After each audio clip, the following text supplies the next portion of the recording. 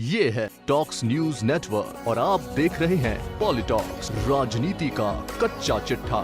कांग्रेस के पूर्व अध्यक्ष राहुल गांधी की भारत जोड़ो यात्रा इन दिनों विश्राम के दौर में है। इसी बीच राहुल गांधी ने शनिवार को दिल्ली में 2020 की आखिरी प्रेस वार्ता को संबोधित करते हुए अब तक की यात्रा के अनुभव को साझा किया और मोदी सरकार से कई तीखे सवाल पूछे हैं। राहुल ने कहा कि ये यात्रा हिंसा के खिलाफ है, जो कि अब तक बहुत सफल यात्रा रही। यह यात्रा हिंदुस्तान की आवाज है।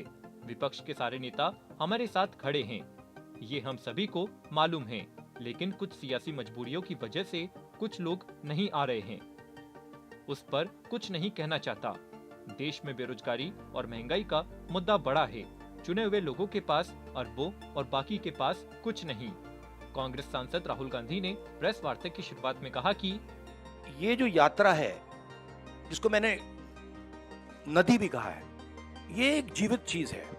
इसकी एक आवाज है, इसकी भावनाएं हैं, फीलिंग्स हैं, और ये एक प्रकार से हिंदुस्तान की भावनाएं हैं, फीलिंग्स हैं। तो ये यात्रा हमें ये चीजें बता रही है। तो मुझे एज ए इंडिविजुअल काफी सीखने को मिला और मैं सबको धन्यवाद करना चाहता हूं जो भी हमारे साथ आए।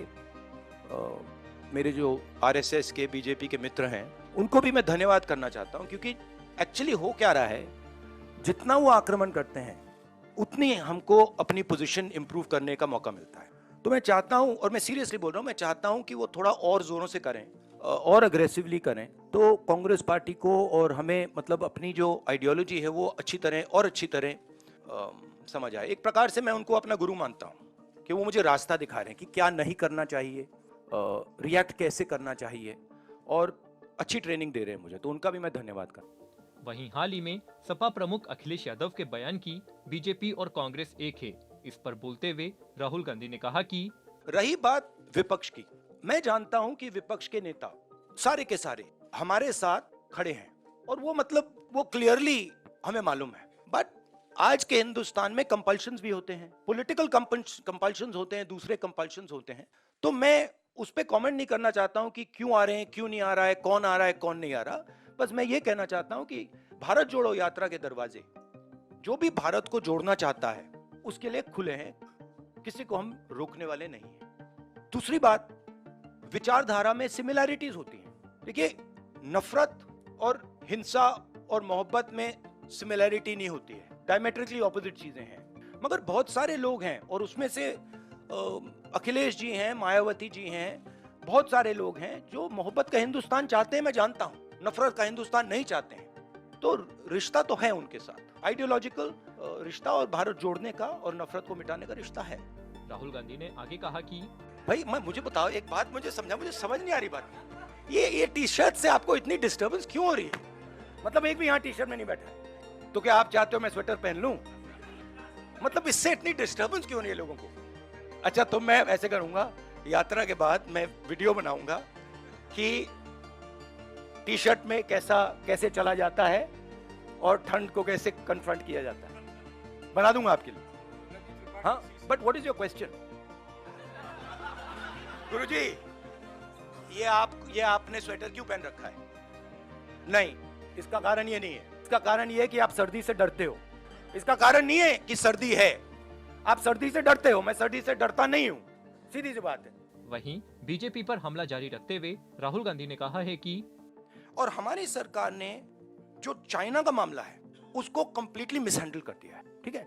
और मैं आपको मेरी थिंकिंग है, देखिए, हमारी फॉरेन पॉलिसी का क्या लक्ष्य था और कांग्रेस पार्टी ने सक्सेसफुली क्या किया था कि चाइना को और पाकिस्तान को एक कभी नहीं होने दिया। ये सेंट्रल हमारा कॉन्सेप्ट था, और ये काम हमने बहुत सक्सेसफुली। यूपीए, आज पाकिस्तान और चाइना एक हो गए हैं, और ये कोई मामूली बात नहीं है, ये बहुत गहरी बात है, ये डेंजरस बात है, ठीक है।